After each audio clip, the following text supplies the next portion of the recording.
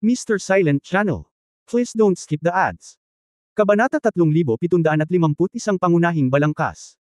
Ngumiti si Yefan at umiling, ito ang downside ng purong magagandang pag-iisip. Bagamat naglalaman si Jumang ng masasamang intensyon, siya ang panganay na kapatid ni Zizai.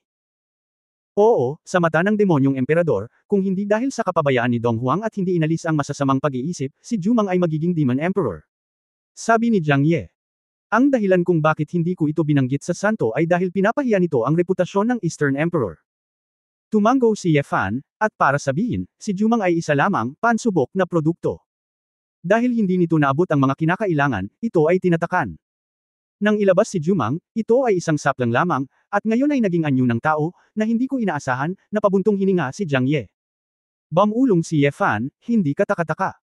Mukhang pamilyar ang taong ito sa East Emperor Ruins, at hakbang-hakbang siyang naglalakad sa harapan natin. Naisip ni Yefan na siya ay walang kapantay, at napag-isipan na niya ito. Dahil dito, mas mabuti si Mang Tong. Pamilyar na siya sa buong laro ng maaga, at pamilyar na siya sa lahat ng bagay dito. Kasama si Wang Chuan, kasama si Jiang Ye, ang mga kahinaan nito ay malinaw lahat. Sa base camp ng ibang tao, mas mahirap para kay Yefan na mahuli ito. Mukhang ang pagkakakilanlan ng apat na hari ng demonyo ay isang dahilan lamang para dito. Ang lakas ni Mang Tong ay malayo sa iba pang tatlong hari ng demonyo, sabi ni Yefan. Ito ang pinakamatandang hari ng demonyo, ngunit hindi ko talaga inaasahan na magiging ganito ito. Hindi pa rin makapaniwala si Jian Yuzo. Tinanong ni Yefan si Jiang Ye, alam mo ba kung nasaan si Jumang ngayon? Tumango si Jiang Ye, Rong Yuanhai. Saan ka nagpunta? Si Jin ay nanginginig sa takot, na nagpapakita ng takot. Nasaan na iyon? Maraming klase talaga sa loob ng Demon Dragon Clan. Sa kanila, ang Water Dragon at Thunder Dragon ang pinakamalaking puwersa. Tumingin si Jiang Ye kay Jin ang ama ni Prince si Jin Yao, ay pinakasalan ang anak na babae ng patriarch ng Water Dragon Clan, na pinagsama ang dalawang angkan. Gayunpaman, ang Fire Dragon Clan ay gumagala sa labas, na sumasakop sa East Pole Sea, ang pinakamapanganib na lava volcanic sea area. Dahil sa alitan sa pagitan ng mga henerasyon at pantay na lakas, ang Fire Dragon Clan ay hindi nagpapasakop sa Jin Yao Patriarch. Ang dahilan kung bakit medyo mapayapa ang Demon Dragon Clan at ang Fire Dragon Clan ay dahil sa Lava Sea. Ayaw ng ibang Demon Dragon sa lugar na ito, at mahirap itong umangkop. Ibig sabihin, ang angkan ng Fire Dragon ay maaaring maging ganap na independyenta, ngunit dahil din sa tirahan na ito, na naiiba. Kahit na gusto ni Jin Yao na puwersahang pag-isahin ang angkan ng demonyong dragon, kailangan niyang pagbayaran ito. Ang malaking halaga rin ang dahilan kung bakit hindi sumiklab ang digmaan. Matapos marinig ito, biglang sinabi ni Yefan, ngunit ngayon, dahil inagaw ng pangalawang anak na si Jin Jia ang trono, ang mga demonyong dragon ay nagtungo sa dagat ng Rongyuan. Ang kayamanan na naiwan, sabi ni Jiang Ye. Ang kayamanan ng East Emperor ay nasa Rongyuan Sea. Nagulat si Jian Yuzo, paano mo nalaman? Umiling si Jiang Ye, walang mga demonyo ang nakakaalam tungkol dito, ngunit ang buong East Emperor Ruins, tanging ang pinakamapanganib na kailaliman ng Rongyuan Sea, ay hindi pa ganap na nawasak. Na-explore ko na ito. Kung ang Eastern Emperor ay talagang nag-iwan ng isang kayamanan ng kaligtasan, kung gayon ang Rongyuan Sea, ay talagang posible. Sinabi ni Jin na may malungkot na mukha, ngunit sinabi ng hari na kahit ang ating pamilya ng dragon ay hindi kayang hawakan ang Rongyuan. Ground fire. Kung bumaba ka, maluto ka. Maging ang mga Fire Dragon ay maaari lamang sumisid sa medyo mas malalim na dagat ng tinunaw na kailaliman, malayo mula sa paghawak sa ilalim ng dagat. Bamulong si Jian Yuzo, ito ba ay labis na pagmamalabas? Halika. Isang babaeng phoenix, hindi ba madaling lutasin ang problema? Ang problema, ito ang mundo ng angkan ng halimaw, saan nagmula ang phoenix. Nangalahati na si Yefan, at hindi maiwasang mamula ang kanyang mukha. Bigla niyang naalala na parang may linya ng maliliit na character sa panel ni Jian Yuzo noon. Babae ng Phoenix. Tumingin si Yefan kay Jian Yuzo, ikaw ba ay isang Phoenix Girl? Nagising mo ang bloodline ng Phoenix Girl. Si Jian Yuzo ay mukhang komplikado, huwag tumingin sa malayo, hindi. Pinag-isipan ito ni Yefan saglit at pagkatapos ay naunawaan. You hate sister-in-law so much. Kahit paggising mo, ayaw mong gamitin ang kapangyarihang iniwan niya sa'yo. Si Jian Yuzo ay hindi kailanman nagpakita ng alinman sa mga katangian ng Phoenix Clan. Kaya naisip ni Yefan na ang babaeng ito ay isang talento ng kaluluwa. Sa hindi inaasahan, isa itong babaeng Phoenix na pilit na pinasara ang kanyang bloodline power. Ang dugo ng babaeng iyon, kapag naiisip kong dumadaloy ito sa katawan ko, nasusuka ako. Malamig na sabi ni Jian Yuzo. Lihim na ngumiti si Yefan, malinaw na hindi gaanong naiiba kay Xiao Wang sa kanyang mga buto, at niloloko pa rin niya ang kanyang sarili. Nahanap ni Brother Zizai ang iyong ina at ipinanganak ka, marahil dahil sa araw na ito. Kung tutusin, kung ikaw ay isang Phoenix Girl, gaano man kainit ang apoy, ayos lang para sa iyo. Isipin mo ito, hipag. Sa isang kahulugan, siya ay isang babae lamang na ginagamit. Bumantong hininga si Yefan, ang iyong ina, kahit na hindi, siya ay isang babae lamang na naghahangad na mahalin, at siya ay sapat na mabuti para sa iyo. Nagbago ang mga mata ni Jian Yuzo, at kinagat niya ang kanyang labi. Nagkibit-balikat si Yefan, syempre, hindi mahalaga kung ano ang iniisip mo, dapat ako ang mag-isa. Kahit hindi ko kailangan ng lakas ng babaeng iyon, siguradong makakababa ako. Matigas na sabi ni Jian Yuzo. Holy Emperor, Lady Saintess, mas mabuting mag-ingat. Ang East Emperor Ruins ay ang mundo na binuksan ng East Emperor. Kung ang apoy sa natutunaw na kailaliman ay iiwan ng East Emperor, hindi magiging madali ang desisyon. Jiang. Nagsumamo si Ye, babalik ang aking asawa sa mga kamay ni Jumang, mangyaring siguraduhing tumulong sa pagliligtas sa kanya. Tumingin si Yefan sa taskbar, at ito ay talagang isa pang gawain. Walang pag-aalinlangan, pumayag agad siya. Tuwang-tuwa si Jiang Ye at mabilis na naglabas ng itim na token na may nakasulat na, bangkay. Ito ang decree ng Corpse King, ngunit kung makita mo ang token na ito, dapat mong tulungan ang mga undead sa East Emperor Ruins.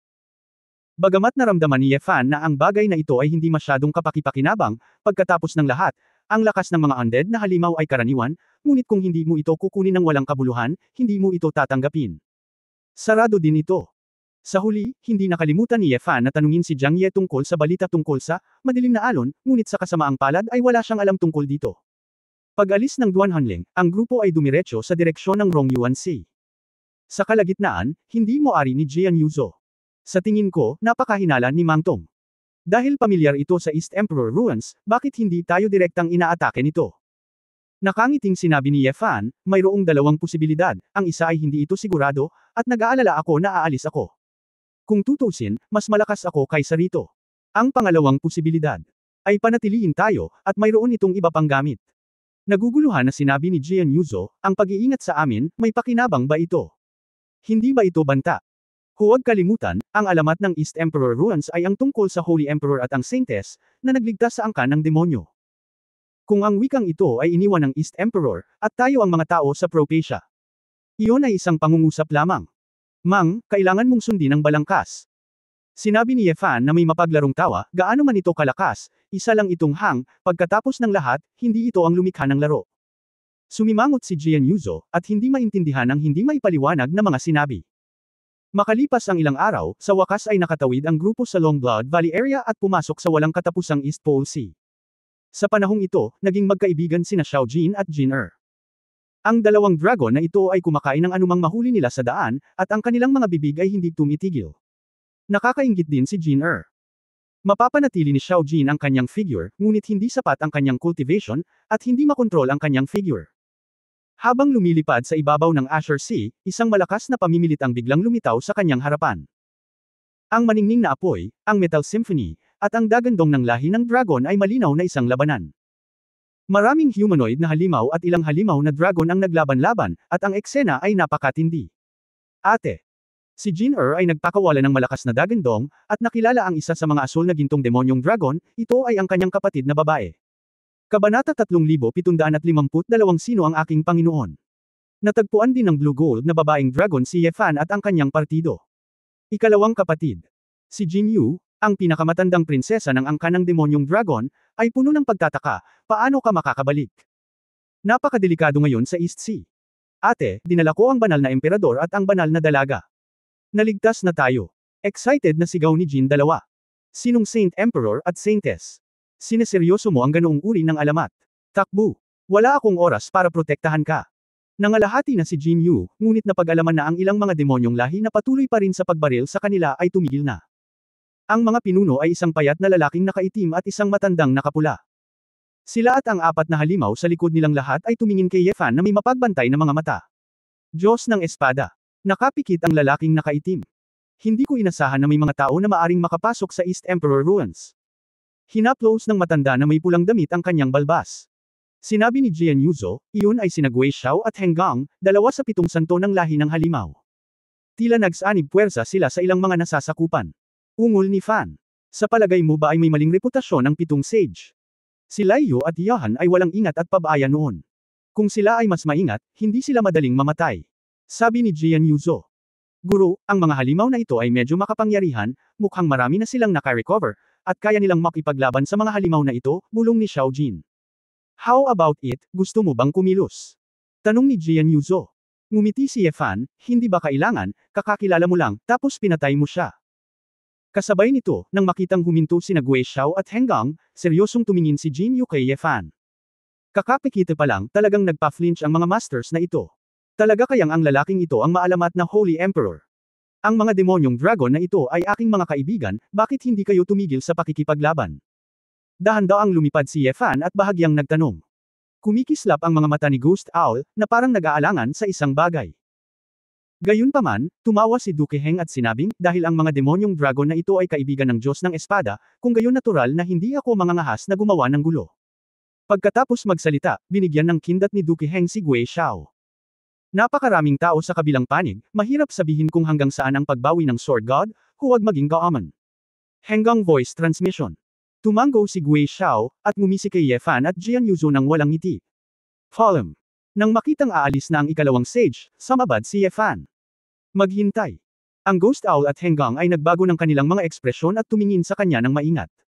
Lord Sword God, ano pa ang iuutos? Naghagi si Ye Fan ng dalawang lumilipad na espada na may aura ng aura. Narinig ko mula kay Prinsesa Yuzo, ang iyong 7 sage ay nasa angka ng demonyo, ang iyong mga kwalifikasyon ay hindi mas mababa sa hari ng demonyo, ngunit ikaw ang mainstay ng angka ng demonyo. Dahil gusto kong protektahan ang angka ng demonyo, natural na kailangan kong maglakad kasama ka. Ganito ang pagmumukha mo sa akin, kung gayon hindi kita kayang tretuhin ng masama, ang dalawang espadang ito ay dapat tretuhin bilang pagbati. Sina Gui Xiao at Heng Gang, na ngayon pa lang ay sobrang kinakabahan, ay hindi napigil ang ipakita ang kanilang ningning. Ito ay isang lumilipad na espada ng pinakamataas na grade spirit weapon. Panginoong Espada Diyos, isang napakahalagang bagay, natatakot ako na ito ay. Kumunot ang noo ni Ye Fan at sinabing, bakit, minamaliit mo ba ako? Mukhang namimiss ko ang dalawang ito. Taong tebak. Mabilis na ikanaway ni Heng Gang ang kanyang kamay, hindi iyon ang ibig mong sabihin, dahil napakabait ni Lord Sword God, dapat natin itong tanggapin. Marami, hindi rin. Ang dalawang lumilipad na espadang ito, na inilagay sa gitna ng angka ng demonyo, ay sapat na upang magdulot ng madugong bagyo. Natakot ang dalawang santo na pagsisihan ito ni Ye Fan, at dali-dali nilang kinuha ang espada. Kaagad, kinuha ng dalawang santo ang kanilang mga nasasakupan at direktang lumipad sa kailaliman ng East Pole Sea, na wala sa isang iglap. Natigilan si Jin Yu, masyadong mapagbigay ang taong ito. Tinulungan sila mula sa problema, at nagpadala ng dalawang kayamanan. May sakit ba ang apelyido mo? Hindi napigilan ni Jian Yuzo, kahit mayaman ang pamilya mo, hindi mo kailangang magkita para magpadala ng kakaibang flying sword, di ba? Nakangiting sabi ni Ye Fan, ibibigay ko ito sa iyo. Ang akin, nakaharang ba ito sa iyo? Ang kwagong multo na iyon ay kilalang-kilala na mapanlinlang at sakam, at si Heng Gang ay isang matandang duwende na may malalim na pakiramdam ng pamahalaan, sa tingin mo ba ay magpapasalamat sila sa iyo? They are laughing at you behind their backs. Niloloko kita, tinatawag kang simple-minded. Tumawa si Jian Yuzo at sinabing, hindi katakataka na ang alyansa ng mga tao ay nakasalalay sa iyong babae upang alagaan ito. Sa isang alibughang ugali tulad mo, natatakot akong hindi ito tatagal ng ilang araw. Hehe, you little girl. Napakasimple lang, hindi naman ganoon katanga ang amo ko. Ibinuka ni Xiao Jin ang kanyang bibig at masayang sinabi. Silly dragon. Sinong sinasabi mo? Saway ni Jian Yuzo. Gago ka. Malinaw na nangingisda ang amo ko, alam mo ba? Sabi ni Xiao Jin sabay labas ng dila. Si Jian Yuzo ay natigilan sandali, ang kanyang isip ay nataranta, at tumingin siya kay Ye Fan ng may pagtataka. Ikaw, sinusundan mo ba sila? Nagkibit balikat si Ye Fan, bihira lang makakita ng angka ng demonyo, maaari kang pumunta rito, kaya dapat marami silang naka-recover. Mayroon pa tayong ilang araw, bakit ka nababalisa? Paano kung gagawin mo? Pagkatapos mong patabihin at pagkatapos ay patayin. Ang ganda. Nakita rin ni Ye Fan sina Gui Xiao at Heng Gang, at biglang napagtanto na ang pagpatay sa mga halimaw ay masyadong mabagal, at ang pagpatay sa mga manlalaro ay mas karanasan. Ang lahat ng mga halimaw na maaaring pumunta sa East Pole Sea ay mahalagang mga pak ng karanasan, at maaari nilang ganap na mabawi ang kanilang lakas sa pamamagitan ng pagkolekta ng mga ito. Hindi ba ito mas madali kaysa sa paghahanap ng mga halimaw na pumatay sa iyong sarili? Kaya sinasadya mong ibigay sa kanila ang pinakamahusay na espada, para kahit na maghinala sila, hindi sila pumapayag na tumanggi o itapon ito. Ang mga mata ni Jian Yuzo ay komplikado. Minsan mabait ang lalaking ito, pero minsan, demonyo talaga. Ngumiti si Ye Fan at tinapik ang ulo ni Xiao Jin. Okay, Xiao Jin, medyo lumaki na ako. Hoy, huwag mo nang tingnan kung sino ang aking Panginoon, ngumiti si Xiao Jin. Hindi alam ni Ye Fan kung pupurihin siya o pag-alitan siya. Sa madaling salita, sa inspirasyong ito, naglalayon si Ye Fan na maglabas ng higit pang pain. Matapos maglabas ng higit sa 100 lumilipad na espada na hindi bababa sa pinakamataas na grado, binaril silang lahat ni Ye Fan sa iba't ibang direksyon. Maging ito ay isang angka ng halimaw o isang halimaw na hayop, kung makuha mo ang lumilipad na espada, mahahanap sila ni Ye Fan. Ngunit kung walang mag-aalis nito sa huli, babawiin ito ni Ye Fan kung ito ay malaking bagay. Gayunpaman, ang layunin ng espada ay ililipat ng napakabilis. Siyempre, kung masunarang ibigay ng kabilang partido ang lumilipad na espada, hindi siya papatayin ni Ye Fan, ngunit kung tumanggi siyang ibalik ito. Kung gayon hindi siya magiging magalang. Sa katunayan, kahit na ang angka ng demonyo na maaaring pumunta sa East Pole Sea ay hindi isang kaaway ngayon, ito ay maaga o huli. Ikalawang kapatid, ano ang nangyayari? Paano mo nakilala ang mga taong ito? Hindi maintindihan ni Jin Yu ang ginagawa ni Ye Fan, gusto lang niyang malaman ang dahilan. Nagsalita agad si Jin tungkol sa sitwasyon. Ate, kailangan nating pumunta sa Rongyuanhai, kung hindi, baka huli na, at papatayin ng pangalawang tiyuhin ang buong angkan ng demonyong dragon. Napabuntong hininga si Jin Yu, ngayon ang aking angkan ay nakukulam sa pagiging mapanghimagsik ni Jin Jia, at hindi sila nakikinig sa kanilang ama. Well, ang iba sa amin ay nag-iisa, natatakot ako na hindi namin ito mapipigilan. Kakaibang sinabi ni Ye Fan, hindi ba ang iyong pamilya ng demonyong dragon ay hindi nakapasok sa dagat ng Rongyuan, kaya paano nakumbinsi ni Jin Jia ang iba pang mga demonyong dragon? Tupe lang si Jia. Ang tulak sa likod nito, si Jumang, na nagsasabing anak siya ng Eastern Emperor, ang may kasalanan. Galit na sinabi ni Jin Yu, sinabi ni Jumang na ito ay dumating upang pag-isahin ang Donghuang Ruan sa kalooban ng East Emperor, at sinumang demonyong dragon na lalaban dito ay papatayin. Makapangyarihan si Jumang, kaya makukumbinsi siya ni Jin Jia. Ang iba pang mga demonyong dragon, ay sumasang-ayon na magkasamang makipagkrusada sa teritoryo ng Fire Dragon. Malamig na sumangot si Jian Yuzo, tulad ng inaasahan, talagang walang hiya. Gayunpaman, tingnan ang patriarch ng angkan ng demonyong dragon. Sa pamamagitan nito, magiging mas madaling lutisin ang digmaang ito. Sabi ni Ye Fan. Oo ate, nasaan si tatay? Si Jin ay sabik na tumingin sa paligid. Nang banggitin niya ang kanyang ama, ang pares ng dragon na mata ni Jin Yu ay talagang natatakpan ng isang layer ng ambon. Pare, mamamatay na ito, nabulunan si Jin Yu. Hoy! Ate Yu, huwag kang umiyak. Anong nangyayari? Seryosong tanong ni Xiao Jin. Kakaibang tumingin si Ye Fan kay Xiao Jin, Sister Yu. Itong mata ko na ahas ba ay nag-iisip ng tagsibol. Kabanata 3753 Demon Dragon Race. Nang makita ni Jin Yu si Xiao Jin, nag-alinlangan siya. Maaaring ito ay isang nasa hustong gulang mula sa angkan ng Shenlong. Bagamat lahat sila ay mga dragon, ang demonyong dragon ay higit na nagpakumbaba kapag nakita niya ang Shenlong. Hindi ito adulto, tawagin mo lang akong Xiao Jin, nakangiting sabi ni Xiao Jin. Lalong hindi kapanipaniwala ang pakiramdam ni Ye Fan, lumabas ang araw mula sa kanluran. Hindi man lang sinamantala ni Xiao Jin ang pagkakataong magpakitang gilas.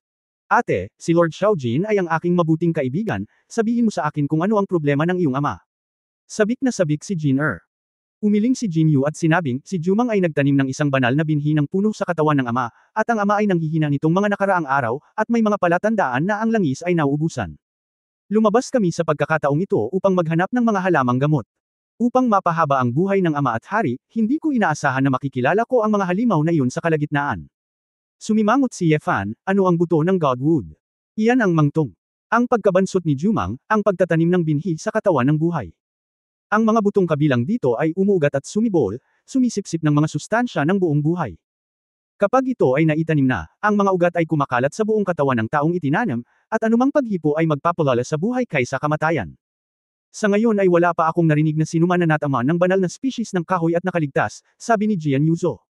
Galit na sinabi ni Xiao Jin, karapat-dapat din ba itong tawaging sigradong kahoy? Ito ay malinaw na isang masamang kahoy. Paano ito? Kailan ka naging concerned sa ibang dragon? Napatulala si Ye Fan. Guro, hindi ba ako palaging puno ng mapagkawanggawa puso? Matuto ka lang mula sa iyo, guro. Seryoso si Xiao Jin. Hindi na nakinig si Ye Fan, at direktang samabad, dalhin mo ako sa iyong patriarch, baka may paraan ako para mailigtas ang kanyang buhay. Saglit na nag-alinlangan si Jin Yu, na parang iniisip kung mapagkakatiwalaan niya ito. Wag mo nang isipin yun, maliban sa akin, wala ka namang ibang choice di ba? Nakangiting sabi ni Ye Fan. Walang magawa si Jin Yu, at kailangang aminin na si Ye Fan ay nagsasabi ng totoo. Marami, sumama ka sa akin. Kaagad, kinuha ni Jin Yu si Ye Fan at ang iba pa at lumipad sa isang maulap na dagat. Inobserbahan ni Ye Fan at nalaman na isa itong maze. Matapos madaanan ng Sea Fog Area, lumitaw ang isang isla sa harap nito, na may kakaibang mga taluktok na nakatayo dito, at kakaibang mga bato. Mahigit 100 demonyong dragon ang nagpapahinga dito. Bumalik na ang panganay na prinsesa. Hindi ba't ang kanyang kamahalan Ang kanyang kamahalan ay buhay pa. Ang galing. Nagulat si Ye Fan, mas masaya itong mga demonyong dragon nang makita nila si Jin kaysa noong nakita nila si Jin Yu. Umakyat si Jin at binati ang mga demonyong dragon na ito ng labis na nasa sabik. Ang matabang tiyan na iyon ay mukhang medyo mas malaki kaysa sa ibang mga demonyong dragon, na medyo nakakatawa. Itong Jin na may katamtamang lakas at mahiyain, ay napakapopular. Kakaiba rin ang itsura ni Jian Yuzo. Sa pangkalahatan, sa grupo ng mga halimaw kung saan kinakain ng mahihina ang malalakas, mahirap para sa mahina na igalang at mahalin. Si Jin ay anak din ng patriarch, kaya makatwira na siya ay hindi magugustuhan. Bagaman ang aking pangalawang kapatid ay may katamtamang talento, siya ay may tapat at mabait na ugali. Bagamat siya ay medyo matako, siya rin ay napakadisiplina. Hindi siya umiiwas sa kanyang pananagutan. Ang mga angkan ay gustong-gusto siya. May bakas din ang mga mata ni Jin Yu. Init. Ang mga mata ni Ye Fan ay kumikislap, nag-iisip. Marami, ang ama ay nasa pinakaloob na lawa, sumama ka sa akin. Pinangunahan ni Jin Yu ang daan, at lahat ay nakarating sa pinakamalalim na lawa sa ilalim ng lupa. Nakita ko ang isang asul na ginto, kulot na demonyong dragon na nakahiga sa naghihingalong gilid. May ilang matandang demonyong dragon ang kasama nila, lahat ay may malungkot na mukha. Ama. Nang makita ito, napaluha si Jin na parang ulan, at umiyak ng mapait. Pare, paano ka naging ganito? Wuho. Ibinuka ng matandang patriarch ang malabong mata niyang dragon. Bagamat parang kandila sa hangin, nagpakita pa rin siya ng kamahalan. Alam kong umiiyak, sayang, kung kalahati ka ng kakayahan ng ate mo, hindi mo papasukin ang pangalawang tiyuhin mo. Kapag narinig ito ng ilang matandang demonyong dragon sa tabi niya, lahat sila ay kinausap si Jin Patriarch, His Highness dares to come back at this time, na nagpapakita na ang kanyang pagiging anak sa anak ay kapuri-puri, kaya huwag mo siyang sisihin.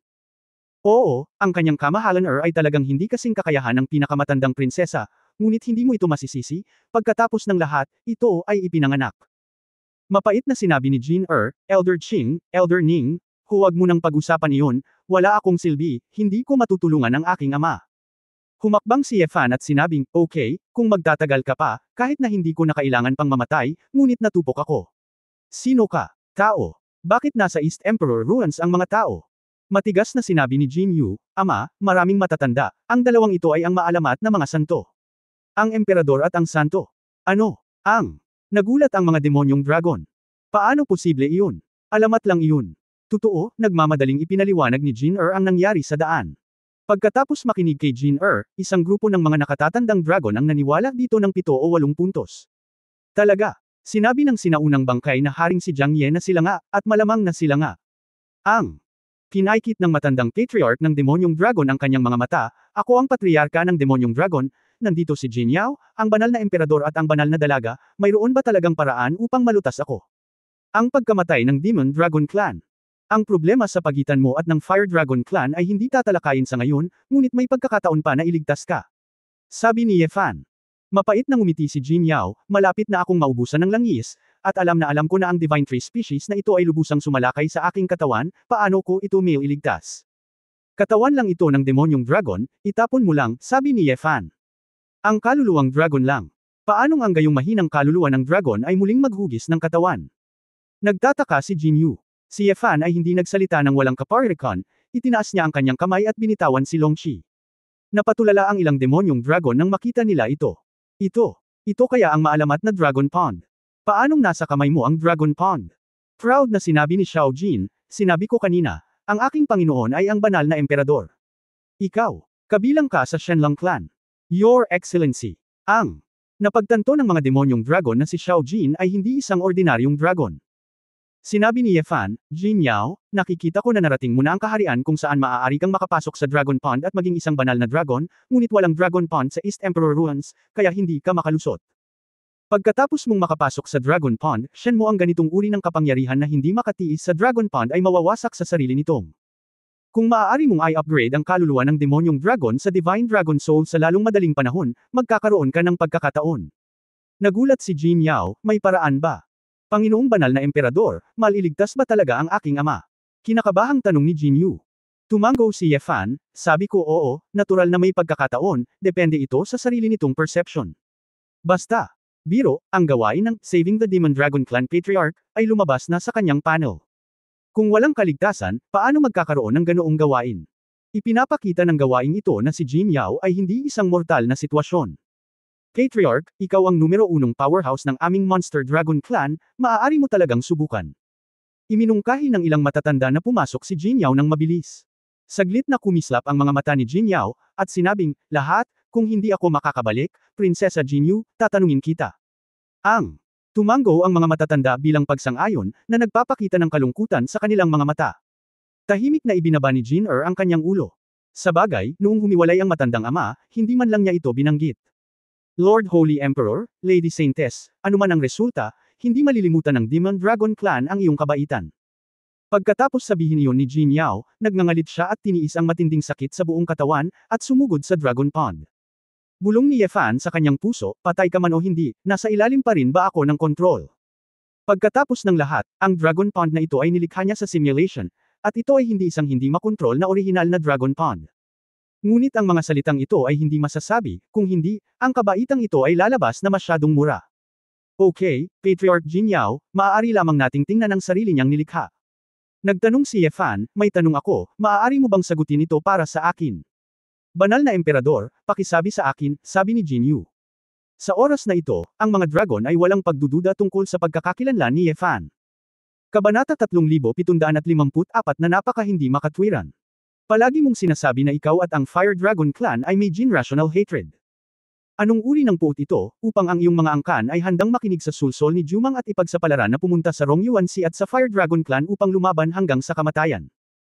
Ang pagdinig kay Jin Yu at isang grupo ng mga matatanda ay mukhang komplikado sa tanong na ito, at tila nag-aatubili na banggitin ito.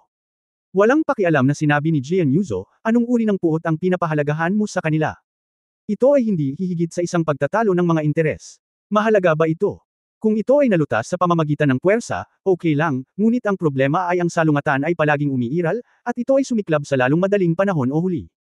Sa ilalim ng kampana, kailangan nating itali ang kampana at hanapin ang ugat para mabago ang sitwasyong ito. Ngumiti si Ye Fan, kung ayaw mong banggitin, hindi ko pipilitin, pero pilit na makialam, pagkatapos ng lahat, ikaw ang mamamatay. Demon Dragon Clan. Ang sinabi ng banal na emperador ay totoong-totoo, ang mga angkan na iyon ay kinukulam din ni Jin Jia, kung sila ay magising, ito ay natural na ang pinakamahusay, sabi ng isang elder. Eldest princess, let's just say it.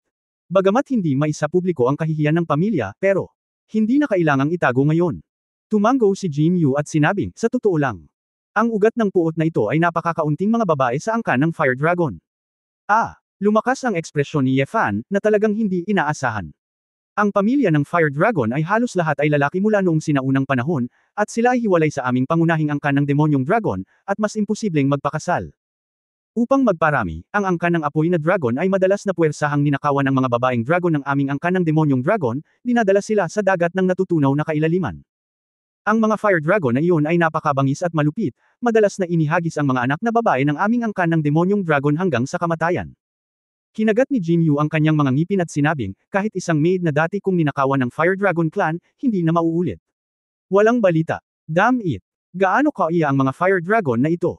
Sister Yu, huwag kang mag-alala, hinding-hindi ko hahayaang saktan ka ng mga Fire Dragon. Si Xiao Jin ay napuno ng matuwid na galit. Oo naman, ang mga lalaki ay walang magandang bagay, kahit na ang demonyong dragon. Naiinis na sabi ni Jian Yuzo. Sumimangot si Ye Fan, ito ba ang nakita mo ng sarili mong mga mata? Oo, nasaksihan namin ito ng aming mga mata, maraming beses na dinambong ng Fire Dragon Clan ang aming anak. Pinagtibay ng ilang matatanda. Umiling si Ye Fan, ibig kong sabihin, nakita mo sa sarili mong mga mata na inabuso ng Fire Dragon Clan ang mga babaeng dragon na iyon. Ito, nagkatinginan ng isang grupo ng matatanda. Panginoong banal na emperador, kahit na hindi namin ito nakita ng aming mga mata, ang babaeng dragon na banihag ay hindi na bumalik. Bukod dito, maraming kontrabida sa mga Fire Dragon ang naghahayag din ng kanilang masasamang gawa, at hindi sila nahihiya. Ipinagmamalaki ito. Sinabi ni Jin Yu na may malamig na mga mata, sila ang kahihiyan ng angkan ng demonyong dragon, sila ay mga magnanakaw. Oo, Lord Holy Emperor, mangyaring magpasya para sa amin. Dapat mamatay ang Fire Dragon, kung hindi ito nanatili sa melting pot. Yuanhai, hinihintay kong mapuksa ang clan. Nang makita ang galit na mga ekspresyon ng isang grupo ng mga demonyong dragon, hindi na nagsalita pa si Ye Fan. Umalis mula sa lawa, pumunta si Ye Fan sa dalampasigan, nakatingin sa malayo na may maalalahang tingin sa kanyang mga mata. Hoy, ano ba ang pinag-aalangan mo? Huwag kang magsimula kaagad, baka mahuli tayo kapag nakarating na sila sa Rongyuan Sea. Sabi ni Jian Yuzo na may pagtataka sa mukha. Huminga ng malalim si Ye Fan at nagtanong, sa tingin mo ba hindi ito makatwiran? Ano ang hindi makatwiran? Halimbawa, kung ikaw ay kinidnap ng isang kontrabida, at pagkatapos ay buntis sa anak ng kontrabida. Manahimik ka. Kinidnap ka. Namula si Jian Yuzo nang marinig niya ito, at siya mismo ay hindi maipaliwanag, bakit siya namula. Magbibigay lang ako ng halimbawa. Hindi napigilan ni Ye Fan ang pagtawa at pag-iyak, tatanungin kita, masunurin mo bang ipanganak ang bata? Nagulat si Jian Yuzo, at sumimangot, paano ako mapipilitang magbuntis kapag naghihintay ako ng monghe? Oo, kahit pagbubuntis, makokontrol natin ito, kahit ang demonyong dragon. At saka, ang pagbubuntis ng demonyong dragon ay hindi ilang buwan. Ngunit kada ilang dekada, sa mahabang panahon, masunurin silang mangganganak ng mga anak ng kanilang mga kaaway. Nang marinig ang tanong ni Ye Fan, hindi maiwasan ni Jian Yuzo na maguluhan. Ang Apoy Dragon Clan ay nagpapatuloy, na nangangahulugan na sila ay talagang patuloy na umuunlad. Ang mga inang dragon ba ng mga demonyong angkan ng dragon na ito ay nakikipagtulungan sa ganito? Ngumiti si Ye Fan, sa palagay ko ay may hindi pagkakaunawaan dito. Kung gayon bakit sa No Mother Dragon ay bumalik? Wala na ba sila ng tuluyan? Saan napunta silang lahat? Nag-aatubili na tanong ni Jian Yuzo. Sinabi ni Ye Fan, hindi ko alam ang tungkol dito, ang masasabi ko lang. Ang bagay na ito ay hindi maaaring tapusin. Gusto mo lang magpatawad sa mga lalaking kontrabida. Sabi ni Jian Yuzo. Hindi nakaimik si Ye Fan, ano ang ginagawa mo para sa kanila? Kung gusto mong tanggalin ito, alisin mo. Ikaw. Namula si Jian Yuzo, dirty. Masayang sinabi ni Ye Fan, sa totoo lang, hindi natin kailangang mag-alala, 7 milya ang layo nito mula sa Donghuang Ruins. Ang oras ng pagbubukas sa ika-49 ng Hulyo, mayroon pa ring higit sa 20 araw na natitira. Sa pagkakataong ito, dapat nating gamitin ito ng gusto, kung hindi, kahit na mapigilan natin si Jumang, hindi natin mailigtas ang mga demonyong dragon na iyon. Tinanong ni Jian Yuzo si Sed, kung gayon, ano ang gusto mo? Mahiwagang ngumiti si Ye Fan, maging ang tunay na Sage Emperor. Si Jian Yuzo ay mukhang naguguluhan, at lalong hindi maintindihan ang lalaking ito. Sa susunod na 2 o 3 araw, makikita ni Ye Fan ang dragon ngunit hindi ang buntot. Hindi alam ni Jian Yuzo kung saan nagpunta ang lalaki, ngunit nakita niya na ang kanyang cultivation ay mabilis na gumaling. Ang mga demonyong dragon sa isla ay kinakabahan na naghihintay sa patnubay ng banal na emperador, balisa at hindi mapakali, ngunit wala silang magagawa. Pagkalipas lamang ng 3 araw, nakita ni Jian Yuzo na ibinalik ni Ye Fan ang 2 pinakamataas na kalidad na mga espadang lumilipad sa antas ng espiritu na kanyang ipinadala. Ghost at Duke Heng. Pinatay mo sila. Biglang naintindihan ni Jian Yuzo kung ano. Sa ilang araw na ito, tiyak na pinapatay ni Ye Fan ang mga master sa lahat ng dako sa pamamagitan ng patuloy na pagsubaybay sa kanyang mga lumilipad na espada. Nagkibit-balikat si Ye Fan, sayang naman nakakatayin sila kapag pinataba. Pwedeng saglit lang silang bumuhay, pero hindi pa sila mamamatay. Gayunpaman, mayroon akong mas mahahalagang bagay, kaya maaari ko lamang silang patayin muna. Lutisin ito bago ito maging isang nakatagong panganib. Ano ang mahalagang bagay? Lumipad si Ye Fan sa gitna ng isla at itinaas ang kanyang kamay para pakawalan si Longqi. Nakita ko ang isang asul na nagninangas na higanteng dragon na may hininga ng Dragon Clan, lumilipad palabas na nakataas ang ulo. Sa isang nakabubusog na dagandong ng dragon, ang mga demonyong dragon sa buong isla ay tuwang-tuwa. Ito ang patriarka. Buhay pa ang patriarka. Oh my God! Naging dragon na talaga ang patriarch. Pagkatapos umikot, lumuhad si Jin Yao sa harap ni Ye Fan at mapagpakumbaba na ibinaba ang kanyang ulo. Sa mga tuntunin ng grado, isa lamang itong Fire Dragon, mas mababa kaysa kay Xiao Jin, at mas mababa pa kay Ye Fan. Pakiramdam nito ay itinatago ni Ye Fan ang isang mas nakakatakot na Long Wei. Panginoong banal na emperador, ang biyaya ng muling paglikha ay hindi malilimutan magpakailanman. Bahagyang ngumiti si Ye Fan, ito rin ay dahil mayroon kang pangunawa, tinutulak ko lang ang bangka. Pagkatapos nagsasalita, si Ye Fan ay lumibot, at may daan-daang artikulo sa eksena. Demonyong Dragon. Kung gusto mong mapasailalim ang taksil na si Jin Jia, at kung gusto mong ihinto ang sakuna ng Demon Dragon Clan, ang iyong kasalukuyang lakas lamang ay malayo sa sapat. Bibigyan kita ng pagkakataong ibalik na buhay ang iyong mga kamag-anak. Itinuro ni Ye Fan ang Dragon Pond, pumasok sa Dragon Pond at maging isang pamilya ng dragon. Jin Jia man o Jumang, lahat sila ay langgam. Kabanata 3755 ang ahas ay naging dragon. Kung sinabi ni Ye Fan sa grupong ito ng mga demonyong dragon ilang araw na ang nakalipas na lahat sila ay maaaring gawing mga dragon, siya ay maakusahan ng pagdaraya. Gayunpaman, nang makitang ang patriarch na si Jin Yao ay pinatay at isinilang na muli, at matagumpay na naging isang dragon clan, ang mga demonyong dragon ay hindi na magdududa. Panginoong banal na emperador, maghihintay ako. Hindi na makapaghintay ang ilang nakatatandang dragon, nagmamadaling lumipad papunta sa Dragon Pond. Ngunit direktang hinarang ni Ye Fan ang lahat ng demonyong dragon gamit ang Sword Intent Barrier. Kailangan mong pag-isipan ito ng mabuti. Long Chi ay hindi ang iyong sariling Long Tan. Kung gusto mong pumasok, pwede kang pumasok, at kung gusto mong lumabas, pwede. Lumabas ka. Nagpakita ng kaluwagan si Long Du, at masayang ngumiti. Huwag kang mag-alala, Panginoong banal na emperador, dahil sinundan ko ang patriarka hanggang ngayon, bakit sakam pa rin tayo sa buhay at takot sa kamatayan? Oo, ayaw kong maging dragon beast ng dragon, kahit langgam. Nang makita ito, si Ye Fan ay tila labis na naantig at pinuri. Sabi, napaka-demonyong angkan ng dragon, huwag mong sayangin ang pagtulong ko sa iyo sa pagkakataong ito. Well, ipinapangako ko sa iyo, kahit na mamatay ka sa Longxi, hilingin kong patayin mo si Jin Jia at ibalik ang iyong mga nawawalang kamag-anak. Nang marinig ito ng isang grupo ng mga demonyong dragon, marami ang nagpasalamat at yumuko ang kanilang mga ulo. Si Jian Yuzo ay mukhang naiinis sa likod, at napakasarap magpadala ng mga tao sa tubig, napakawalan Jia. Lord Holy Emperor, maaari ba akong pumasok sa Dragon Pond? Biglang lumipad si Jin sa harap ni Ye Fan at nagtanong ng malungkot. Hinawakan ni Ye Fan ang kanyang baba, ngunit hindi nagsasalita, nakarinig siya ng malakas na sigaw. Bumaba ka. Tinabi ni Jin Yao ang kanyang anak na si Jin Isang dosenang beses na umikot ang mambak na katawan ni Jin Bagamat hindi siya nasugatan, siya ay medyo napahiya at nakakatawa. Anong klaseng dragon sa tingin mo ang makapasok sa Dragon Pond? Sa iyong lakas at talento, ang pagpasok sa Dragon Pond ay madudumihan ang Dragon Pond. Hindi makayanan ni Jin Yu na sabihin, pare, ang pangalawang kapatid ay nag-aalala lang sa angkan, isipin na gawin mo ang iyong makakaya, at huwag sisihin ito. Oo, Patriarch, si Prinsipe Tu ay may ganoong puso, ito ay napakahalaga. Talagang hindi patas na hilingin sa akin na sabihin, Patriarch, kung nilinang mo ito ng mabuti noong una. Prinsipe Tu, hindi ito kakain ng ganito, at sayang ang pagsasanay. Oo, kahit na ang aptitude ay talagang karaniwan, ang Prinsipe Tu ay parallel at tuwid, mas mahusay kaysa sa Jin Jia na iyon. Ang isang grupo ng mga matatanda ay nagagalit pa rin, nararamdaman para kay Jin Panghihinayang. Sinabi ni Jin Yao, kung ito ay isang material na maaaring gawin, paano magkakaroon ng puso si Jin Jia na agawin ang trono? Dahil lamang sa ito ay isang pag-aaksaya, ito ay nagbunga ng ambisyon ni Jin Jia.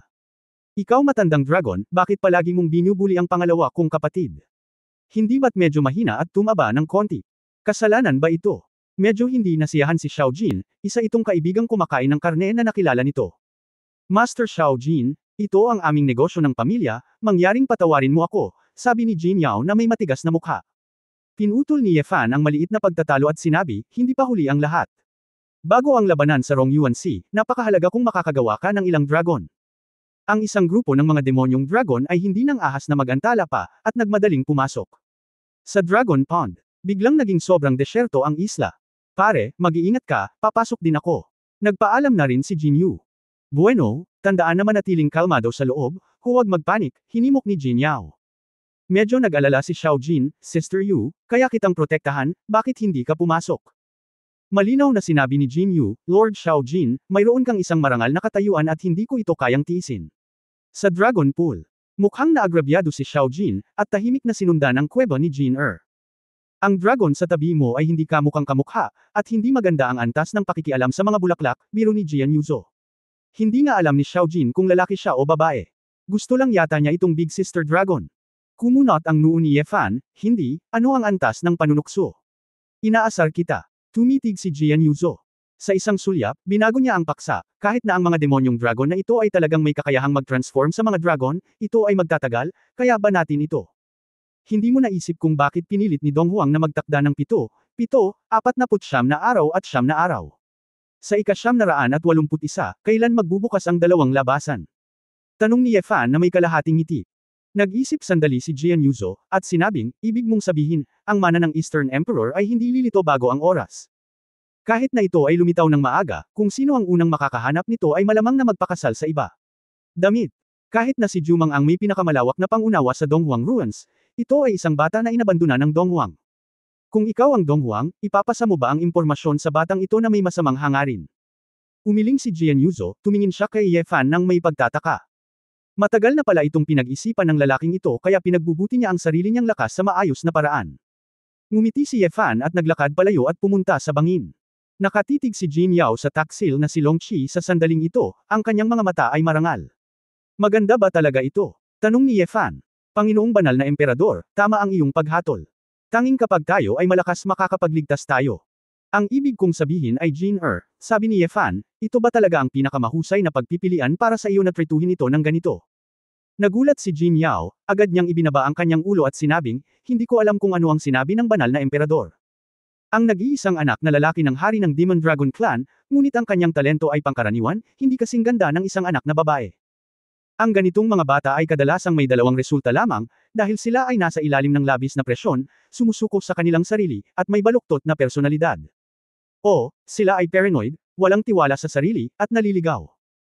Kung tutuusin, ang daigdig ng demonyo, kung saan kinakain ng mahihina ang malalakas, ay angkan din ng mga demonyong dragon. Tiyak na hindi matagumpay na mahalili sa trono ang isang pangkaraniwang prinsipe. At kapag pinilit mo siyang umakyat sa trono, ito ay tulad ng pagtulak sa kanya sa kalaliman, at hindi siya magwawakas. Napabuntong hininga si Ye Fan, kaya, kabaligtaran ang ginagawa mo, ang iyong sarili. Minamaliit si Jin na walang kwenta, ginagawa siyang isang inabandunang bata mula pagkabata. Sa kabilang banda, mahigpit niyang dinidisiplina si Jin at ginawa siyang tapat at mabait na personalidad, na naging dahilan ng pagkagusto ng pamilya sa prinsipe na ito at labis na pagmamahal sa kanya. Kawawa naman.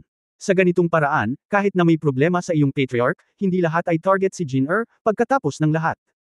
Ito ay isang matako na basurang dragon. Kapag walang banta si Prinsipe ito ang pinakaligtas, hindi ba? Ang mga mata ni Jin Yao ay komplikado at ang kanyang mukha ay malungkot. Bilang isang ama, alam kong pinagsisisihan ko ito, ngunit ito ang tanging paraan upang maprotektahan ito. Oo, ngunit naisip mo ba na kahit naligtas si Jin ngunit ito ay magiging masakit sa lahat ng oras? At, kung gagawin mo ito ba ay talagang patas kay Jin Yu? Mukhang pinahahalagahan mo ang anak na ito, ngunit tinatanggap niya ang lahat ng panganib. At hindi pa niya alam. Sa katunayan, paborito mo itong anak. Hindi, pantay ang pakikitungo ko kay Yu, sabi ni Jin Yao daw. Talaga. Nakangiting sabi ni Ye Fan, kung gayon, bakit hindi mo pinigilan si Jin Yu na pumunta sa Longqi? Dapat mong malaman na may posibilidad na mamatay, di ba? Mukhang nahihiya si Jin Yao at hindi niya may pagtanggol ang sarili. Hindi ako nangangaral sa iyo, gusto ko lang sabihin sa iyo na si Jin ay hindi mas masama kaysa kay Jin Yu, at ang iyong pagtitiwala dito ay maaaring mas mahalaga kaysa sa talento. Isa pang sasabihin sa iyo, itinuro ni Ye Fan ang likod, ang maliit na Jin sama na iyon ay nagbago mula sa isang ahas tungo sa isang dragon, iyon ay, pagkatapos akong sundan. Malaki ang pagbabago sa mukha ni Jin Yao, ano? Snake transformation Shenlang. Hindi na nagsalita pa si Ye Fan, tumalikod at naglakad palayo. Si Jin Yao ay may kislap ng pag-asa sa kanyang mga mata, maaari bang maging dragon ang mga ahas? Tapos yung mataba niyang anak, baka may chance talaga mag-counterattack. Kabanata 3756 na inspirasyon. Pagdating niya sa kuwebo kung saan siya pansamantalang nagpapahinga, nakita ni Ye Fan na nakatingin sa kanya si Jian Yuzo na may kakaibang mga mata. Anong meron? Pamangkin ni Yuzo. Nagtataka si Ye Fan. Totoo ang sinabi mo kay Jin Yao. Tanong ni Jian Yuzo. Hindi masyadong maganda ang pag-eavesdrop. Hindi nagulat si Ye Fan. Kamakailan lang ay pinapansin siya ng babaeng ito. Alam mo na si Jin Yao ay masyadong kumikiling kay Jin Yu, ngunit talagang pinuprotektahan niya si Jin Nagkibit-balikat si Ye Fan, inisip ko rin ito ng dahan-dahan sa daan, hanggang sa nakita ko si Jin Yao na pinapagalitan si Jin ng personal at gusto ko siyang pagalitan. Oo naman. Kung gayon, bakit hindi mo sabihin ng direkta kay Jin Nakakaawa, sabi ni Jian Yuzo. Kailan ka naging mabait? Nag-isip sandali si Ye Fan, pagkatapos ay ngumiti, hindi kaya kapag nakita mo si Jin iniisip mo ang iyong sarili. Umiwas ang mga mata ni Jian Yuzo, hindi ko maintindihan ang sinasabi mo. Walang mga magulang na hindi nagpapahalaga sa kanilang mga anak, iba lang ang paraan ng pagpili ng bawat magulang. Napabuntong hininga si Ye Fan, nakuha lang ng hangin ang langit noon, kung hindi dahil sa lihim na proteksyon ng iyong ina, hindi mo talaga siya iisipin. Maglakas loob na hawakan ka. Malamig na sumangot si Jian Yuzo, mas gugustuhin kong hindi gumamit ng ganoong uri ng proteksyon. Mali ka, sa katunayan, ang iyong ina ay hindi lamang pinuprotektahan ka, ngunit pinuprotektahan din ang ama sa iyong puso. Ako at ang aking ama ano ang problema? Tanong ni Jian Yuzo. Kung ang iyong ina ay mabait at sumusunod sa paraan ng mga babae, hindi mo ba naisip? Masyadong malupit na iwanan ang iyong kapatid na si ZZZ. Natigilan si Jian Yuzo, hindi makasagot. Sinabi ni Ye Fan, ang ilang mga bagay ay hindi makikita sa isang tabi lamang. Sa katunayan, sa puso ng aking hipag, mas gugustuhin niyang kamuhian mo siya kaysa umasa na galit ka sa iyong ama. Maaaring marami siyang nagawang maling bagay, ngunit para sa iyong ama at anak na babae ang iyong damdamin ay ganap na lampas sa iyong imahinasyon. Matagal na natahimik si Jian Yuzo, at tumingin sa lalaki na may malabong tingin. Minsan nagsasalita ka, nakakainis talaga. Bago pa makapagsalita si Ye Fan, muling sinabi ni Jian Yuzo. Ngunit, ito ay may katuturan. Ngumiti si Ye Fan, wala nang iba, mauna na ako. Si Tian Jia ay nasa retreat. Bakit ka umaatret sa oras na ito?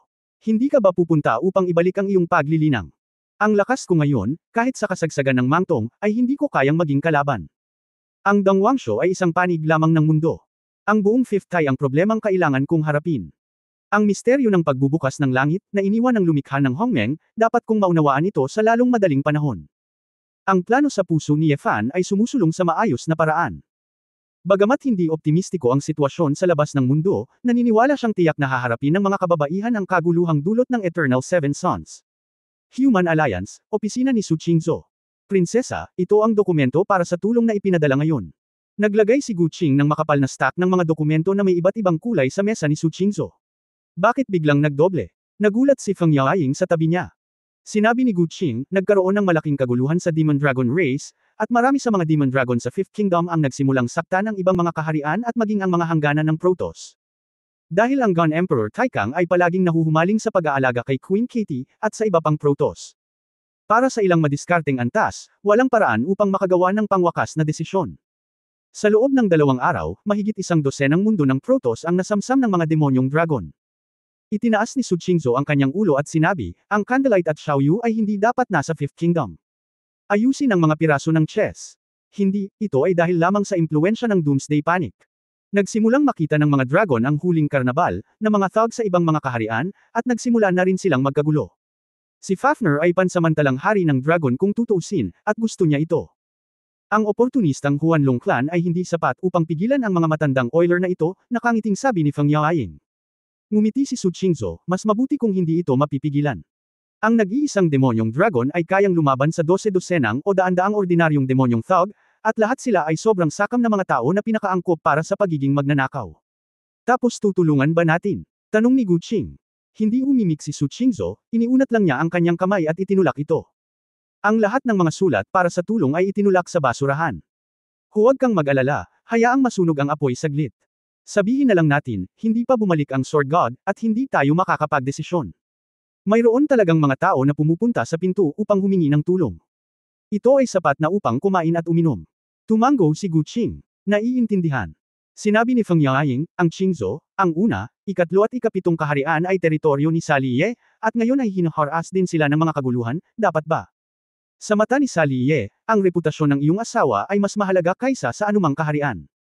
Mataray na sinabi ni Su Qingzhou, huwag kang mag-alala tungkol dito, mauunawaan ni Sally ang ginagawa natin.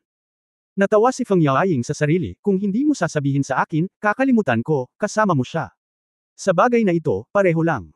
Ang mga mata ni Su Qingzhou ay kumikislap kung pag-uusapan, ang tagal na mula noong si Sally Ye ay kinuha ng Reyna ng Thousand Faces, at hindi ko alam kung kailan siya babalik. Kung darating muli ang 7 eternal na anak, ito ay tiyak na magiging mas mahirap kaysa dati, natatakot ako na hindi sapat na umasa sa atin. Hindi sapat, malayo sa sapat. Huwag tanggihan at pigilan, kailangan mong maramdaman at maranasan ang magulong mga particle na ito. Sa magulong ilog, sabi ng isang malamig at walang awa na boses ng babae. Dito, ito ang ilog ng chaos kung saan minsan ay nakipaglaban si Ye Fan at nakatakas lamang pagkatapos mamatay.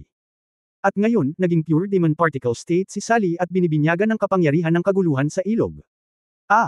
Ang demonyong kaluluwa ni Sally Ye ay gumawa ng isang masakit na boses, ngunit maaari lamang niyang ipilit ang kanyang mga ngipin. Simula nang dumating siya rito kasama ang Reyna ng Thousand Faces, si Sally Ye ay nakakatanggap ng nakakatakot na espesyal na pagsasanay. Senyor, ang hari ay mas malakas kaysa sa akin, at ito ay labis na nakakakilig, ako, maaari ba akong lumabas? Isang bagay para sa kanya na lumabas at ang kanyang paglilinang ay mas mataas kaysa sa iyo, ngunit ang pangunahing dahilan ay gulo. Ang talento ni Sid. Chaos Sid. Nagtaka si Sally Ye. Nagmula sa pinaka-primitive na buhay sa kaguluhan, ang mismong particle ng demonyo ang pinakamalakas na yin sa kaguluhan, kaya lahat tayo ay chaos. Ang taong iyon ay ang inapo ng taong iyon, kaya mayroon din siyang dugo ng chaos. Kung hindi dahil kilala ni Sally Ye si Ye Fan, ngunit hindi niya talaga maintindihan kung sino ang tinutukoy ng taong iyon. Kaya lang, hindi niya dapat napansin ito sa kanyang sarili, kaya ang pagbuo ng Chaos Seeds ay medyo huli, at siya ay mas ignorante. Senyor, ano ang kaugnayan ng Chaos Seeds at nitong River of Chaos? Tanong ni Sally. Sinabi ni Chen Mian, kung hindi ka Chaos Seed, ang iyong kakayahan na umangkop sa kapangyarihan ng Chaos ay halos zero. Sa iyong kasalukuyang cultivation base, imposibleng manatili dito kahit isang segundo. At ang Chaos Seeds ay ipinanganak na may kakayahang ang pagiging malapit sa kapangyarihan ng kaguluhan ay nangangahulugan na ang anumang uri ng enerhiya ay maaaring maunawaan ng mas mabilis kaysa sa ibang mga lahi. Ito ay hindi makatotohanan para sa iyo na umasa sa paglilinang upang mapabuti ang iyong lakas sa maikling panahon, ngunit kung maaari mong harapin ng kaguluhan ang kapangyarihan ng kapangyarihan, maunawaan ng mas malalim, ito ay magbabago ng husay. Natigilan si Sally Ye, ngunit medyo naguluhan, Senyor, bakit hindi mo ito binanggit sa akin noon, para makapagsanay ka ng ganito? Natahimik si Chen Mian. Pwede bang? Inspirasyon ka rin ng hari. Maingat na nahulaan ni Sally Ye. Manahimik ka. Magkaroon ng isang mabuting pangunawa.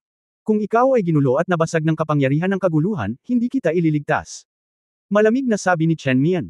Bahagyang naramdaman ni Sally Ye na tila nahulaan niya ng tama. Tila kahit na ang lumikha ay magkakaroon ng ilang mga pagkukulang. Sa madaling salita, ang kaharian ni Ye Fan ay talagang malapit sa lumikha. Sa pag-iisip nito, lalo pang nakaramdam ng krisis si Sally Ye, at kailangan niyang magtrabaho ng gusto upang makasabay sa takbo ng hari.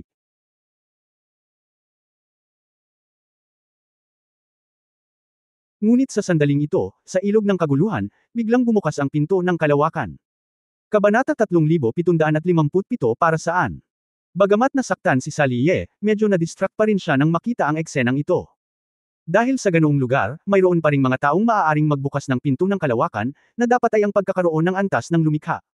Bahagyang kumunat ang noo ni Chen Mian, na parabang kilala niya kung sino ang taong iyon, at may bakas ng pagkabagot sa kanyang mga mata.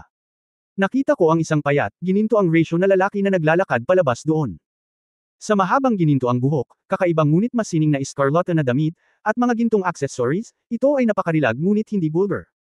Ang pinakakakaiba ni Sally Ye ay ang suot na gintong maskara ng lalaki. Nang lumitaw ang gininto ang maskara, nalaman ni Sally na siya ay ganap na nakakulong sa mahabang ilog ng kaguluhan ng isang malakas na puwersa. Ang magulong enerhiya sa labas ay hindi na makakasakit kay Sally Ye kahit kaunti, ngunit hindi naririnig ni Sally Ye ang paggalaw sa labas. Queen of a Thousand Faces, long time no see. Ang tono ng gintong maskara ay napakaamo, na may kaakit-akit na pang-akit. Kung may sasabihin ka, hindi ako interesadong makipag-chat sa iyo, walang pakialam na sabi ni Chen Mian. Ang gininto ang maskara ay tumingin kay Sally Ye, aba, wala itong kabuluhan, ang pagkawasak ng mundong ito ay tiyak na mapapahamak.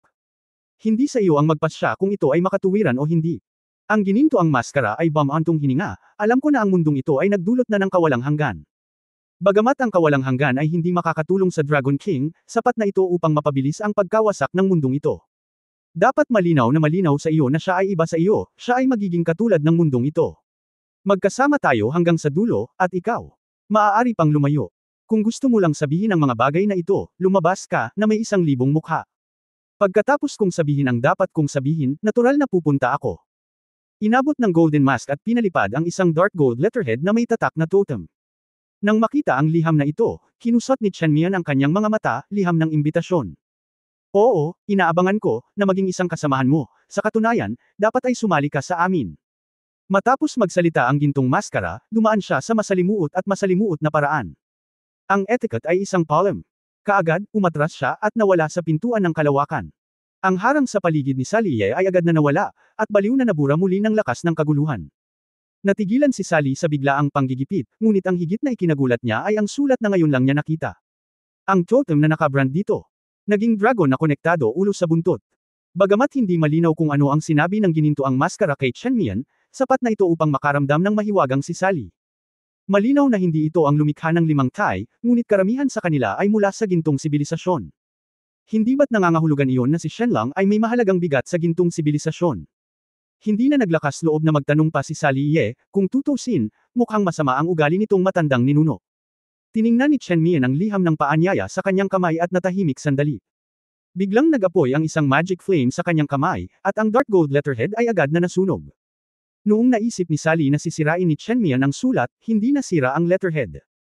Kahit kasing lakas ng 1,000 mukha, hindi nito nagawang sirain ang manipis na sulat na ito. Kailangang bumantong hininga si Chen Mian, at sa halip na subukang sirain ito, iniligpit niya ang letterhead. Natigilan si Sally Ye, at lalong naging curious kung ano ang bagay na ito.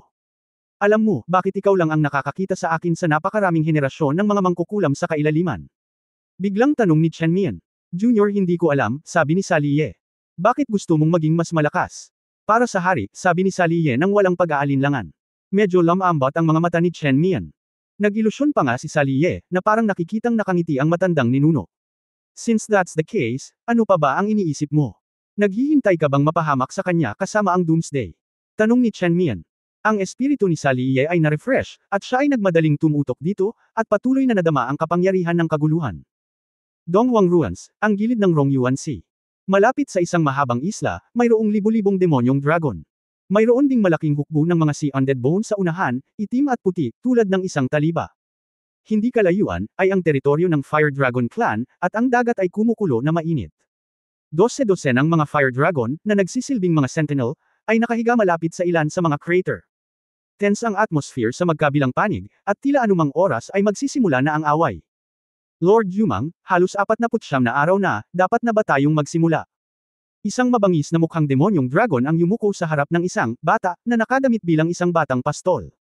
Inihagis ni Jumang ang letigo ng willow sa kanyang kamay, at ang kanyang inosenteng mukha noon ay mukhang madilim at komplikado. Kakaiba, bakit hindi pa sila gumagalaw? Ikaw ang nag-jinyaw sa kanila. Umaasa lang sa kanila, paano natin tayo mapipigilan ngayon? Ngumisi si Jin Jia. Natural na hindi ako nag-aalala tungkol kay Jin Yao, ngunit ang Sword God. Hindi dapat masyadong mapagpasensya, nakasimangot si Jumang. Ayon sa pagtatansya nito, dapat itigil ni Ye Fan at ng iba pa ang digmaan sa pagitan ng dalawang kampo ng demonyong dragon. Hanggang sa panahong iyon, magagamit nito ang makapangyarihang mga trompeta sa kanyang mga kamay upang maalis ang seryosong problemang ito na hindi malulutas sa labas. Gayunpaman, si Ye Fan ay hindi nagpakita ng mahabang panahon, ngunit si Jumang ay nabalisa. Sinabi ni Jin Jia nang may paghamak, Lord Jumang, mayroon kaming hukbo ng libu-libong angka ng demonyong dragon, at 10,000 undead na angka ng demonyo. Ang Emperor Sword ay maganda sa labas, ngunit narito ito, ngunit ito ay sa iyo at sa akin. Kaya niya anong uri ng bagyo ang naidulot nito? Let me see, gusto lang niyang mabuhay hanggang sa mga araw na magbukas ang Dangwangsho, at ayaw niyang makipagsapalaran. Kung tutusin, maibabalik lang niya ang buong lakas niya kung lalabas siya. Nag-isip si Jumang, kilala niya ako. Posible talagang iwasan ako. Anak ka ng East Emperor, at nakikipaglaro ka sa East Emperor Ruins, kaya hindi ako magiging tanga. Rong Yuanhai. Hanapin ang mana ng Eastern Emperor, at maaalala mo ang iyong unang merito. Tulad ng iniutos. Tuwang-tuwa si Jin Jia kaya mabilis niyang ibinaling ang kanyang ulo at lumipad sa ibabaw ng hukbo ng demonyong dragon. Mga mandirigma ng Demon Dragon Clan. Oras na para ibalik ang dignidad ng ating Demon Dragon Clan at ipaghiganti ang mga kawawang babae ng ating angkan. Sa pamumuno ng anak ng East Emperor, Lord Jumang, tiyak na mananalo tayo ng isang malaking tagumpay. Patayin. Nag-utos si Jin Jia, at sunod-sunod na lumipad sa hangin ang mga demonyong dragon. At nanguna na ang hukbo ng mga undead, at halatang gustong maging cannon fodder para ubusin ang fighting power ng Fire Dragon Clan. Ngunit sa sandaling ito, mayroon lamang isang malakas na rumbling na tunog. Sa malalim na dagat, naganap ang mga dramatikong pagbabago sa lupain. Ang lugar ng bulkan na orihinal na nakabaon sa malalim na dagat ay patuloy na tumataas. Anong nangyayari? Ito ba ang angka ng Fire Dragon? Ang hukbo ng angka ng Demon Dragon ay medyo nataranta, dahil ang angka ng Fire Dragon ay hindi dapat maging kaya. Ngunit hindi nagtagal, nalaman ng lahat na ang dragon na apoy ay nagpakita rin ng pagtataka. Ang Rongyuan Sea Dragon ay patuloy na umuungal, gumugulo sa isang palayok ng lugaw. At sa ilalim ng nagtatakang mga mata ng libu-libong demonyong dragon, isang malaking halimaw ang lumitaw sa ilalim ng dagat. Ang katawan ng halimaw ay ang buong sinturon ng bulkan sa ilalim ng dagat, at ang lava ay patuloy na nagbubuga dito. Ito, isa ba itong halimaw sa bundok? May tulong ba mula sa Fire Dragon Clan? Natigilan si Jin Jia, paano naging higanting halimaw ang bulkan belt ng Rongyuan Sea? Kasabay nito, nakita rin ng matatalas na mata ni Jumang ang isang pares ng lalaki at babae na lumilitaw sa itaas ng ulo ng higanting halimaw. Sword God. Ikaw talaga. Kabanata 3758 hindi makapagsalita. Sa kalmadong ekspresyon, sinabi ni Jumang sa isang grupo ng mga demonyong dragon, huwag mataranta. Ito ay epekto lamang ng Hint Sid, hindi ang tunay na halimaw ng bundok. Ang binhi ng Giant Spirit. Ano iyon? Tanong ni Jin Jia sa kalsada. Ito ay isang binhi na nag-evolve mula sa isang halimaw sa bundok sa loob ng 1,000 taon. Maaari nitong gawing isang halimaw ng bundok ang anumang lupain sa maikling panahon. Ngunit ito ay isang piraso lamang ng kaluluwa, at ito ay malapit nang bumalik sa orihinal nitong estado. Itong grupo ng mga Fire Dragon, imposibleng gamitin ang Rongyuan Volcano sa ganitong paraan, hindi mo kailangang mag-alala. Biglang natauhan si Jin Jia at ang iba pang grupo ng mga demonyong dragon, ganoon ba? Kahit na talagang mountain monster, isa kang monster dragon, bakit ka matatakot? Walang halimaw na mas makapangyarihan kaysa sa iyo sa East Emperor Ruins na ito. Feeling walang takot. Kasabay nito, ang natutunaw na abyss monster na nilikha ng Seed of the Giant Spirit ay talagang nagpakita ng mga palatandaan ng pagbagsak. Hindi mabilang na lava ang bumagsak at nahulog sa dagat, na nagdulot ng hindi mabilang na maapoy na puting ambon. Haha! Gusto ko lang pigilan ang Demon Dragon Clan natin. Tuwang-tuwa si Jin Jia, lahat, wala kayong mate at tago sa East Emperor Ruins mula kay Lord Jumang. Papatayin ko lang ang Fire Dragon Clan at ipaghihiganti ang aking angkan sa pagkuha sa aking asawa at anak na babae. Pagdating sa mga asawa at mga anak na babae, ang hukbo ng Demon Dragon Clan ay pula, makapangyarihan, para patayin ang apoy na dragon, Sword God, masyado kang nag-iisip tungkol sa pag-bluff sa haring ito sa East Emperor Ruins. Ang pagpasok sa East Emperor Ruins na ito ay ang iyong pinakamalaking pagkakamali. Sa sandaling ito, ang nakatayo sa Fire Dragon Clan Yefan sa isang tabi ay mukhang walang malasakit kay Jian Yuzo, ito ba ang iyong trump card? Kapaki-pakinabang ba ang ganoong uri ng panlilinlang? Ngumiti si Yefan at sinabi, kung tutuusin, ito ay isang reward na nakuha ko malapit sa Novice Village. Sa tingin mo, gaano ito ka-advance? Nang makuha niya ang ganoong klase ng reward, hindi alam ni Yefan kung paano ito gagamitin. Mapalad din na bumalik ang cultivation base mamaya, at sa pamamagitan ng pagkakakilanlan ni Wu Zuang, alam ko ang epekto ng binhi ng Giant Spirit. Upang maging matapat, dahil ang tagal ay masyadong maikli, ang kakayahang labanan ay halos hindi umiiral. Tinatansya na ang pangunahing epekto ay ang pagbabago ng lupain. Tapos sinasabi mo na gusto mong itigil ang digmaang ito. Walang imak na sinabi ni Jian Yuzo, maaaring hindi mo gamitin ang ganitong uri ng bagay. Ngayon ang kailaliman ng natutunaw na dagat ay nawasak na, at ang apoy na dragon ay walang lugar na matatakbuhan. Kung gayon ngunit hindi naman. Sabi ni Yefan. Nang natarante si Jian Yuzo, bigla niyang natuklasan na ang opens iba ng Demon Dragon Clan ay talagang bumagal. Nakita ko ang taliban ng Demon Dragon Clan, parang may nakita silang nakakagulat, tumigil sila doon. Kung titingnang mabuti, mayroong ilang asol at gininto ang dragon ng tubig, Brontosaurus. Dahil itinulak ng halimaw ng bundok ang sahig ng dagat palabas ng dagat, lumutang din ang ilang demonyong dragon na nakatago sa malalim na dagat. Xianger, buhay ka pa ba? Bamuka ang bibig ng isang lalaking demonyong dragon nang makita niya ang isang asul na babaeng dragon. Kaiyun, ikaw ba yan? Isa pang demonyong dragon ang nakakita sa babaeng dragon na nag-iisip araw at gabi. Yinger, ang mahal kong anak, hindi na naginip si tatay. Isa. Pagkatapos ng isa pa, marami pang demonyong dragon ang nakakita sa kanilang, nawawalang, babaeng kamag-anak at kapareha. At nang ang mga babaeng dragon na ito ay lumabas mula sa mga bundok at mga bato sa natutunaw na kailaliman, lahat sila ay mukhang nahihiya at nag-aatubili na makita ang mga matatanda sa bayan. Isang grupo ng mga matatanda mula sa Fire Dragon Clan ang sumugod, sa takot na ang kanilang inang dragon ay maaga. Anong nangyayari? Ito. Ang mga babaeng kinidnap ng Demon Dragon Clan. Nagtatakang tanong ni Jian Yuzo. Oo, tulad ng hula ko dati, ang mga babaeng dragon na ito ay palaging nasa Fire Dragon Clan at namumuhay ng maayos, kaya nagparami sila ng mga supling para sa Fire Dragon, sabi ni Yefan. Pero bakit nila ito gustong gawin? Bakit hindi nagpapaliwanag ang Fire Dragon Clan? Naguguluhang tanong ni Jian Yuzo. Ngumiti ng masama si Yefan, kung gusto mong lutisin ang anumang problema, kailangan mong hanapin ang ugat. Nagalit si Jian Yuzo, nagbebenta pa rin ang taong ito. Sa oras na ito, ang angkan ng demonyong dragon ay naging kaldero ng lugaw. Ito ay orihinal na upang ipaghiganti ang kanyang asawa at anak na babae, ngunit sino ang mag-aakala? Bago magsimula ang away, ang kanyang asawa at anak na babae ay natagpuan. Isa-isa, parang hindi pa sila nabuli sa Fire Dragon Clan. Anong ginagawa mo dito? Bumalik ka at tingnan mo kung ano ang ginawa sa bahay natin. Sabi ng isang inang dragon. Oo, ayos lang tayong lahat, huwag kang mag-alala, alis na tayo, udyok ng isa pang babaeng dragon. Xianger, bakit? Dahil buhay ka, bakit hindi ka umuwi? Ikinulong ka ba ng Fire Dragon Clan? Ang inang dragon na nagngangalang Xianger ay mukhang naiinis, sa tingin mo ba ay nakakulong tayo? Ano ang iniisip mo? At saka, huwag kang masyadong magiliw, nag-asawa na ako. Ano? Halos mawala ng malay ang demonyong dragon. Anak, sabihin mo kay tatay, binubuli ka ba ng Fire Dragon Clan? Tatay, ano sa palagay mo? Ang aking asawa at ako ay sobrang mapagmahal, at mayroon kaming 3 anak. Ang Demon Dragon Clan ay sinalakay. Bakit ang sitwasyong ito ay ganap na naiiba sa kanilang naisip? Master Jin Jia, hindi ba natin naiintindihan ang Fire Dragon Clan? Nagbago ang mga mata ni Jin Jia, at tumingin siya kay Jumang para humingi ng tulong. Pero halatang hindi alam ni Jumang na magiging ganito. Huwag kang malinlang.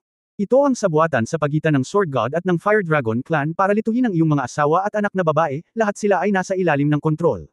Sabi ni Jumang. Bago siya matapos magsalita, nagpakita na si Ye Fan sa harap ng Demon Dragon Clan. Kontrolin mo man ito o hindi, mayroon kang sariling mga paghuhusga, ngunit hanggat hindi ka bulag, dapat mong makita na ang iyong mga asawa at anak na babae. Lahat ay nabubuhay ng maayos, nakangiting sabi ni Ye Fan. Kahit nabuhay ka, nakulong ka at ginawang kasangkapan para sa pagpaparami. Ano ang pagkakaiba ng ganitong uri ng kahihiyan at pagpatay? Sabi ni Jumang. Ganyan ba talaga? Tumingin si Ye Fan sa isang grupo ng mga Fire Dragon at nagsabi, sa pagkakaalam ko, sa Rong Yuan Sea, maliban sa mga Fire Dragon, ang ibang mga Dragon ay napakahirap mabuhay. Ang mga Water Dragon at Thunder Dragon na ito ay maaaring nasa natutunaw na buhay sa malalim na dagat na halatang may napakakomportableng sona.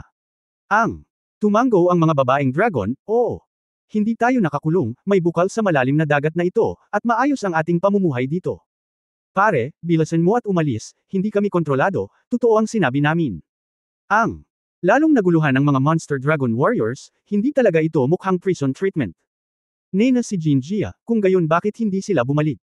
Bakit hindi sinabi ng Fire Dragon Clan ang totoo? Hindi ko pa naiisip hanggang ngayon, hindi nakakagulat na ang mga babaeng dragon na ito ay hindi gustong bumalik sa iyo. Umiling si Ye Fan at bumantong hininga, kailangan mo pa bang magtanong? Siyempre tao ito ng Fire Dragon Clan, at mas sikat pa sila. Ang Demon Dragon Clan ay natigilan at hindi makapaniwala sa kanilang narinig. Ang mga Fire Dragon ay nahihiya sa isa't isa, kung sila ay hindi pula, ang mga kaliskis ng dragon ay magiging pula. Nakangiting sabi ni Ye Fan, gusto ko munang humingi ng tawad. Nakahuli ako ng Fire Dragon kamakailan at tinanong ito ng ilang katanungan sa pupil ng dragon. Bilang resulta, nalaman ko na ang mga asawa at anak na babae ng iyong demonyong angkan ng dragon ay nakatira lahat dito. Mabuti. Gusto nila ang mga dragon na apoy, dahil bagaman ang mga dragon ng apoy ay magaspang, napakagalang nila sa mga inang dragon na ito na nagsilang sa kanila. Kumakain ako ng maayos at nabubuhay ng maayos sa mga karaniwang araw, at hindi ko hihilingin sa mga babaeng dragon na ito na pagsilbihan sila. Sa kabaligtaran, sa iyong angkan ng demonyong dragon, dahil maraming inapo, hindi mo pinahahalagahan ang mga babaeng dragon na ito. Ang pag-asa sa mga lalaki sa pangkalahatan ay may higit na karapatang magsalita, huwag lang seryosohin ang mga inang dragon. At isa pa, higit pa kayong mga anak na lalaki kaysa sa mga anak na babae, at binibigyang halaga ang inyong mga anak na lalaki. Kahit na ang inyong mga anak na babae ay nawala, maaari ninyong tiisin ito. Nakuha ka na sa napakaraming babaeng dragon. Kada dating lang dito, ipinapakita nito kung gaano ka kawalang interes. Kahit ang iyong matandang patriarch, si Jin Yao, ay isang patriarchal na tao. Mukhang inaalagaan niya ang kanyang anak na babae na si Jin Yu, ngunit pinuprotektahan niya ang kanyang anak na si Jin Er. Sinabi ni Ye Fan, tila ang mga babaeng dragon ay tumatango sa kanilang mga puso. Tama, hindi na ako babalik. Maghihintay ako sa bawat isa sa kanila. Nakakainis. It's still my Fire Dragon Clan husband-in-law. Depende sa akin ang lahat, basta may mga anak ako. Isang grupo ng mga lalaking demonyong angkan ng dragon ang gustong umiyak. Luha, paano kaya ito? Hindi mo nakita ang lahi ng Fire Dragon sa iyong sarili, at inaasahan mo pa rin silang magkusa na bumalik at magdusa kasama mo. Napailing si Ye Fan na may ngiti. Kung ganoon, ang Fire Dragon Clan na iyon. Bakit hindi mo pag-usapan iyon? Isang grupo ng mga demonyong dragon ang naguguluhan. Isang grupo ng mga magaspang na lalaki mula sa Fire Dragon Clan ang tumili. Bukas ba sila? Ipaalam sa iyo na sila ay mahigpit na kinokontrol ng mga asawa at hindi maaaring magtapon ng mga patay na dragon. Si Jian Yuzo ay lubos ding naiintindihan sa sandaling ito, hindi alam kung tatawa o iiyak. Chapter 3759 na anong tinatawa-tawa mo. Ang mga ekspresyon ng hukbo ng demonyong dragon ay biglang naging lubhang kapanapanabik, ni hindi lumalaban o umaatres, sila ay deadlock sa hangin. Ang kanilang orihinal na pagkamuhi ay dulot ng mga babaeng dragon na ito, ngunit nang matapos ang mga bagay, napag-alaman na ang mga babaeng dragon ay walang kinalaman sa kanila, ngunit hindi na bumalik dahil hindi nila ito gusto. Sa ganitong paraan, ang orihinal na contradiction sa pagitan ng dalawang lahi ay naging contradiction na sa pagitan ng magkasalungat na kasarian. Paano malulutas sa publiko ang ganitong bagay na sinasabing nawawalan ng dragon? Ang sarili ko lang ang nakakausap ko ng pribado. Tiyak na, maraming mga demonyong dragon ang nagsimulang kumalma at nagsimulang makipag-usap sa kanilang, dating asawa, minamahal na anak na babae, at iba pa. Ngunit ang mga babaeng dragon na ito ay nag-aatubili, at determinado silang manirahan kasama ang pamilya ng Fire Dragon. Kahit na ang mga demonyong dragon ay naiinis, hindi nila kayang labanan ang mga dragon ng apoy sa sandaling ito, pagkatapos ng lahat, lalabas na sila ang brutal at mabagsik na partido. Pagkatapos ng lahat, ito ay isang lahi ng mga dragon at hayop na may mataas na katalinuhan, at mayroon silang mga pangunahing prinsipyo kapag nakikitungo sa mga dragon. Naturally, imposibleng lumaban ng walang pinipili. Mukhang ang mga fire dragon na ito ay talagang magaling sa inang dragon, at sila ay nag-aatubili na bumalik, sabi ni Jian Yuzo. Sa totoo lang, tungkol sa Fire Dragon Clan, may isa pang advantage na hindi ko sinabi, sabi ni Ye Fan. Ano? Nagtataka si Jian Yuzo. Napangiti si Ye Fan ng may pag-iisip, at sinabi sa pamamagitan ng voice transmission, kung ikukumpara sa Demon Dragon Clan, ang mga lalaking Fire Dragon Clan ay mas malakas. Namula ang mukha ni Jian Yuzo nang maalala niya iyon. Hindi niya alam kung totoo kaya hindi niya maiwasang mapatingin sa lalaki. Kung ganito ang kaso, hindi ko talaga masabi ng diretso, masyadong makakasira sa self-esteem ng ibang demonyong dragon. Paano ito nangyari? Panginoong Jumang, papatayin na naman ba tayo? Nataranta rin si Jin Jia, at wala sa kontrol ang sitwasyon. Kalmado ang mukha ni Jumang, katapusan na, kung hindi ninyo makuha ang mana ng tatay ko, patay kayong lahat. Ang Diyos ng Espada ay isang lahi ng tao, kaya't paano siya mag-aalaga sa iyo? Pinigilan kanya dito para nakawin ang mana ng Eastern Emperor. Kailan? Narinig ito ng isang grupo ng mga demonyong dragon, lahat sila ay nagpakita ng pagbabantay. Bagamat mahalaga ang inang dragon, tiyak na mas kritikal ang kaligtasan. Sa sandaling ito, isang natatanging dagandong ng dragon ang umalangaw sa kalangitan. Nakita ko si Jin Yao na bumagsak sa ere sa isang iglap at pumunta sa harapan ng Demon Dragon Clan. Sinulyapan siya ni Jin Yao gamit ang isang pares ng Mar Eagle na Golden Dragon na mata. Nang mapunta ito sa taksil na si Jin Jia, nanginginig si Jin Jia sa pagkabigo. Ito ba ang patriarch na si Jin Yao? Ito ay isang banal na dragon. Bago mabigla ang mga demonyong dragon, muling nag-teleport si Xiao Jin sa likod ni Ye Fan. Nang makita ang mga higanteng dragon na hindi nakikita, nanginginig ang isang grupo ng mga demonyong dragon. Sa Donghuang Ruins kung saan nakatira ang angkan ng demonyo, paano magkakaroon ng angkan ng dragon?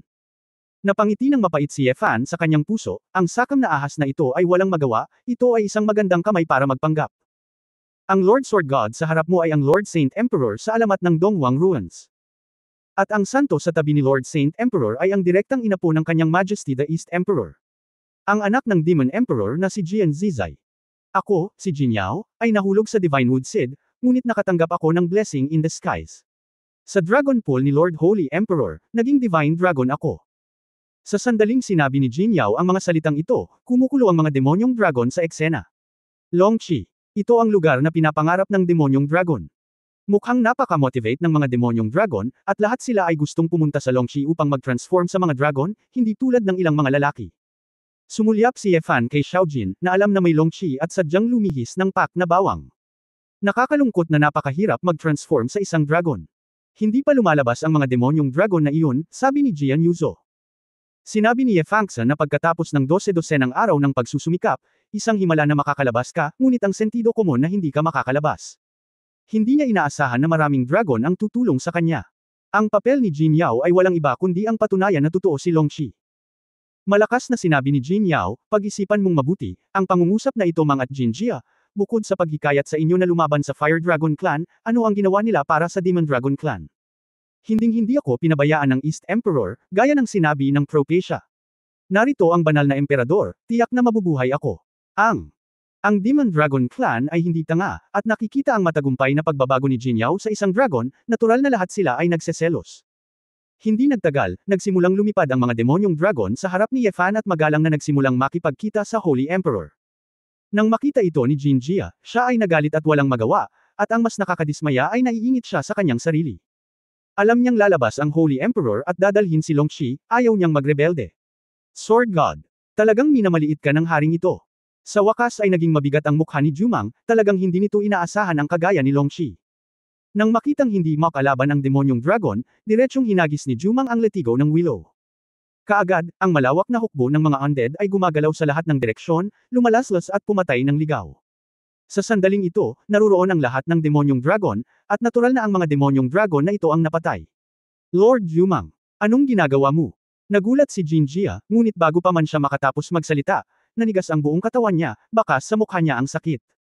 Nakita ko ang katawan ni Jin Jia na tinusok ng mga ugat, parang isang higanteng umiikot na uod, na tumusok sa buong katawan ni Jin Jia.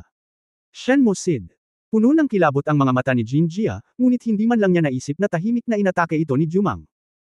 Hindi lamang iyon, marami sa iba pang mga demonyong dragon na naruroon ay naparasitize ng Shenmue species, at ang katawan ng dragon ay naglalaway ng dugo, at ang enerhiya ay hinihigop ng mga halaman. Pagkatapos ng lahat, hindi lahat ng demonyong dragon ay may lakas ng Jin Yao, at ang pinsala ng Shenmue species sa kanila ay hindi mapipigilan. Sa isang iglap, isang malawak na pulang fog ang kumalat sa dagat, at ang dugo ay umuulan. Noong una, ang mga demonyong dragon na ito ay hindi natatakot sa undead na hukbo, ngunit ngayon sila ay malubhang nasugatan, at sila ay kinubkob ng mga undead na hukbong ito, na nagpolole pa nito. Hindi inaasahan ni Ye Fan na talagang tinago ni Jumang ang ganoong kamay. Mabilis niyang kinuha ang Corpse King Order na ibinigay ni Jiang Ye, at pinakilos ang undead na hukbo sa pinangyarihan upang pigilan sila. Ngunit ang hukbo ay tumigil lamang saglit, at agad na nagsimulang umatake muli. Anong problema? Si Jian Yuzo ay mukhang natigilan. Haha! Ngumiti si Jumang at sinabing, nakalimutan mo ba ang isang bagay? Sa sandaling iniunat ni Jumang ang kanyang kamay ay naging hindi mabilang na maitim na kayumangging sanga at baging. Sa gitna ng mga baging, nakagapos ang isang maitim na kulay abong bangkay ng babae. Nasa kamay ko pa rin ang asawa ng Haring Bangkay, kaya anong silbi ng token ng Haring Bangkay na ibinigay nito? Sumimangot si Ye Fan, hindi nakakagulat na hindi niya mahanap ang asawa ni Jiang Ye. Itinago pala sa katawan ni Jumang. Ngayon na ito ay out, bagaman, ito ay madaling gamitin. Sa isang iglap, nag-sword si Ye Fan. Thunderblade, bawasan ang oras. Ang espasyo ay nagyelo sa isang iglap, at bago pa makapag-react si Jumang, ang buong bisig ng baging ay naputol na. Nag-teleport si Ye Fan sa isang espasyo at pinapunta mismo sa harapan niya ang bangkay ng babae. Nang makitang kinuha ni Ye Fan ang bangkay ng babae, hindi nagalit si Jumang ngunit natuwa. Haha, Sword God, nalinlang ka. Nakita ko ang babaeng bangkay na nagmulat ng kanyang mga mata, nagsiwalat ng isang nakakatakot na tingin, at ang kanyang buong katawan ay sumabog. Ang isang nakaimbak na enerhiya ay marahas na inilabas, at siya nga pala, hindi mabilang na mga divine wood species ang sumabog. Ang mga binhing ito, tulad ng hindi mabilang na mga virus, ay nagsimulang salakayin si Ye Fan. Si Ye Fan ay nasa buong katawan niya at agad na sinakop ng mga butong ito. Binata, Sword God, gusto lang magligtas ng walang katuturang patay. Ang buto ng puno ng Diyos ng hari na ito ay ibinigay ng Emperor Dong at ng World Tree, kaya hintayin mo na lang akong iguguhit bilang isang may sapat na gulang. Jumang mabaliw siyang tumawa, kalahati ng katawa-tawa, ngunit ito ay nagyelo. Ang boses ni Ye Fan ay nanggaling sa likuran nito. Anong tinatawa-tawa mo? Napatalon si Jumang, at nang lumingon siya, nakita niyang si Ye Fan ay lumitaw sa hindi kalayuan sa likuran nito. Sa pagtingin sa Ye Fan, na sinalakay ng Shenmue species, ito ay naging isang sword intent at nagkalat. Sword intent clone. Harap sa akin, gusto mo pa rin gamitin ang iyong katalinuhan upang manalo, ngunit sa walang muwang na ideyang ito, natalo ka na. Nang matapos magsalita si Ye Fan ng mahina, itinaas niya ang kanyang kamay at naglabas ng Golden Dragon Crossbow. Laking Arrow. Ang marahas na banal na kulog ay naging isang dragon na kulog, direktang tumagos sa katawan ni Jumang, na nagbukas ng malaking butas. Kabanata 3760 Pagkakaibigan. Natulala sa lupa, isang grupo ng mga demonyong dragon ang natigilan. Pagkatapos ng lahat, ang mga kalaban ni Ye Fan ay madalas na nasa tuktok na ng 5 days, kahit nalampas sa saklaw ng 5 days. Mula sa pananaw ni Ye Fan, isa na itong kumbensyonal na kasanayan sa pakikipaglaban, ngunit ang grupong ito ng mga halimaw ay hindi pa nakikita sa kanyang buhay. Akala ko tapos na ang pangungusap, ngunit bahagyang sumimangot si Ye Fan. Itong Thunder King Arrow niya ay dapat sana ay tuluyang sirain si Jumang, pero breakdown lang ang epekto. Parang lumakas ang kapangyarihan ni Jumang. Oo nga, nakita ko na ang sugat na nabutas ay mabilis na naghilom sa hindi kapani-paniwalang bilis.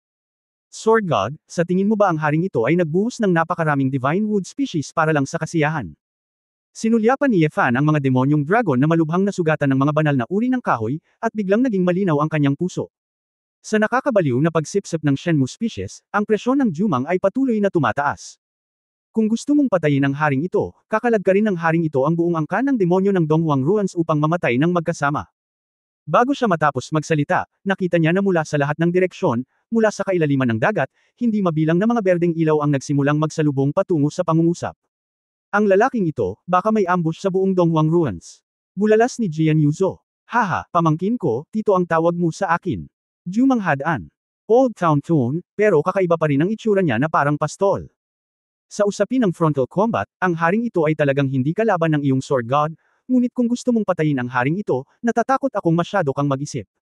Walang ingat na hinigop ni Jumang ang kapangyarihan ng iba't ibang lahi ng demonyo sa Donghuang Ruins, puno ng ekspresyon ng kanyang mukha. Tangkilikin ng kulay. Mabagsik ang mukha ni Ye Fan, at gumuhit siya ng itim na gintong sword intent. Sa isang iglap, biglang tumigil ang berdeng ilaw at ulan sa kalangitan. Agad na nagbago ang mukha ni Jumang, at hindi na niya magawang ngumiti. Anong problema? Humakbang si Ye Fan at dahan-daang lumapit. Naisip mo ba na ang iyong mga sagradong uri ng puno ay nagmula sa World Tree, kaya hindi ko ito kakayanin? Malungkot at walang katiyakan ang mukha ni Jumang, imposible. Ikaw, kaya mo pa bang nasa itaas ng World Tree? Sa ngayon, hindi talaga, pero ano? Balisa si Jumang. Sinabi ni Ye Fan na may mapaglarong ngiti, ang pagkakaibigan ko kay Master Shu ay malamang na mas malalim kaysa sa iyong mababang anak. Pagkatapos ng lahat, si Ye Fan ay nakipag-ugnayan sa World Tree sa loob ng mahabang panahon, at nasuri ng husto ang enerhiya ng World Tree. Sa mahabang panahon, ang Divine Tree species ni Jumang ay mahiwaga, ngunit madaling makita ni Ye Fan ang mga panloob na organo. Habang lumalaganap ang epekto ng Frost Sword, ang buong lugar ng Rongyuan Sea, ilang demonyong dragon na sinalakay ng Shenmue species, ay naligtas sa wakas mula sa kamatayan. Maging si Jin Jia ay nagtatagal, nakatitig kay Jumang na may galit sa dagat. Ito na ang katapusan ng laro. Makahulugang sinabi ni Ye Fan, at gamit ang isang espada na si Yanmie Embers, direktang hinampas sa harapan ni Jumang. Ang isang marahas na layunin ng espada na no-atap mula sa labas ay agad na ginawang abo si Jumang.